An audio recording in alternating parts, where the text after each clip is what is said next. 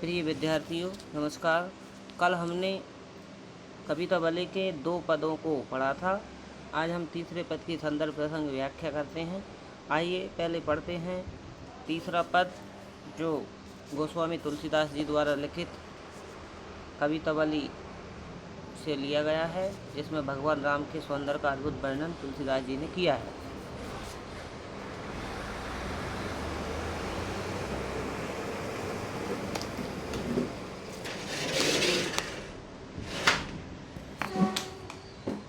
लिखा है, पढ़िए। तन की दुति श्याम सरोरुह लोचन कंज की मंजुल ताई हरें अति सुंदर सोहित धूर भरे छवि भूर अनंग की दूर करें। दम के दुतियाँ दुति दामिनी ज्यों किल के कल बाल विनोद करें। अवधेश के बालक चार सदा तुलसी मन मंदिर में विरहें। एक बार फिर से पढ़ लीजिए, फिर से समझ लीजिए, आपको समझ में आ जाएगा। तन की दुति श्याम सरूरुह लोचन कंज की मंजुल ताई हरें अति सोहत सुंदर सोहत धूरी भरे छवि भूर अनंग की दूरी धरें। दमके दुतियाँ दुति दामिनी ज्यों किलके कल बाल विनोद करें।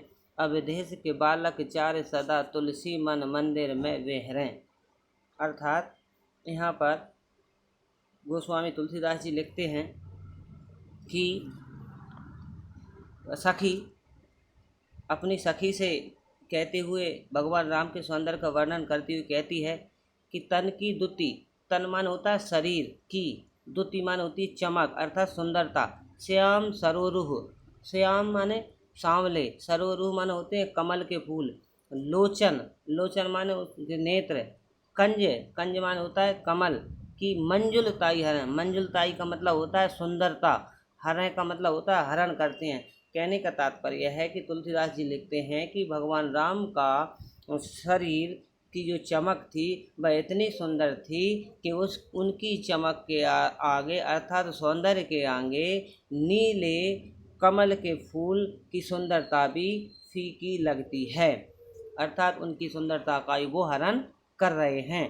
अति सुंदर सोहत धूर भरे छवि भूर अनंग की दूर करें। जब भगवान राम और बड़े हो जाते हैं तो वो बाहर निकलकर धूल में खिलने लगते हैं। जब वो धूल में खिलते हैं तो उनके तन से जो धूल चिपकी हुई है, लगी हुई है, उस धूल भरी छवि को देखकर उनकी सुंदरता और भी बढ़ जाती है। अर्थात उनकी सुंदरता में और भी चार चांद लग जाते हैं। सखी कहती है कि उनकी सुंदरता को देखकर ऐसा लगता है कि भूर अनंग की दूर करें। अनंग का अर्थ होता है यहाँ पर कामदेव। अर्थात कहा गया है कि देवताओं में सबसे सुंदर अगर स्वरूप मिला था तो वह मिला था कामदेव को।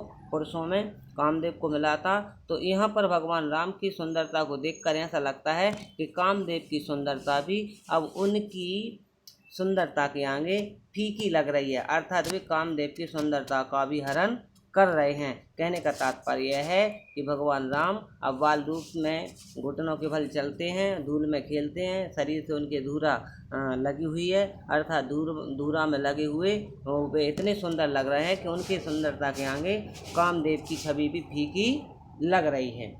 आगे सुनिए। दमके दतियाँ दुति दामिनी ज्यों, यहाँ पर द शब्द की आवृत्ति बार बार हो रही है, इसलिए इस पंक्ति में अनुप्रास अलंकार होता है। अर्थात अनुप्रास को आपको पता ही होगा, जब एक वर्ण की आवृत्ति दो या दो से अधिक बार होती है तो वहाँ पर अनुप्रास अलंकार होता है। यहाँ पर अनुप्रास अलंकार की छटा इसी पंक्ति में 2 बार देखने को मिलती है।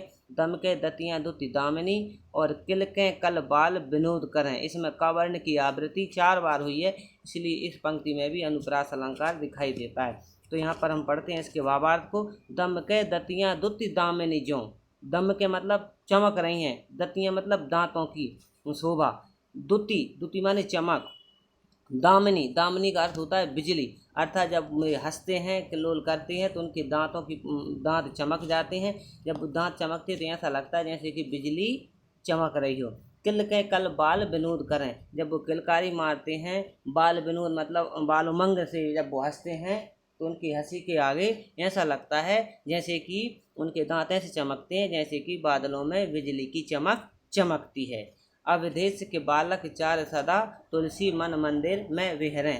अर्थात अवध के राजा दशरथ के चारों पुत्र तुलसीदास जी के मन मंदिर में हमेशा निवास करते रहें। तुलसीदास जी यही कामना करते हैं। कहने का तात्पर्य यह है कि भगवान राम की सुंदरता का तुलसीदास जी ने अपने छंद के माध्यम से जो वर्णन किया है, उस वर्णन में वो लिखते हैं कि श्याम मतलब भगवान राम का श्याम शरीर मतलब नीले कमलों की सुंदरता का भी हरण करता है। उनके जो चेहरे पर जो नेत्र हैं, नेत्र इतने सुंदर लगते हैं कि वो नीले कमल की सुंदरता का हरण करते हैं। जब वो बाहर खेलते हैं तो धूलों में उनका शरीर लिपट जाता है। धूल में लिपटा हुआ शरीर इतना अद्भुत, इतना सुंदर लगता है कि उनकी सुंदरता के आगे कामदेव की छवि भी फीकी लगती है।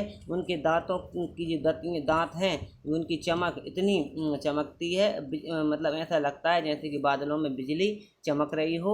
जब वो बालक बाल विनोद का मतलब होता है बालक के हंसता हुआ स्वभाव किलकारी मान, जब वो किलकते हैं तो उनके दांत चमकते हुए ऐसे लगते हैं जैसे बादलों में बिजली कौंध रही हो। अवधेश के बालक चार सदा तुलसी मन मंदिर में विरहें। अर्थात तुलसीदास जी कहते हैं कि अवध के राजा के चारों पुत्र मेरे मंदिर में हमेशा विराजमान रहें, अर्थात निवास करते रहें, विहार करते रहें। मेरी बस यही कामना है।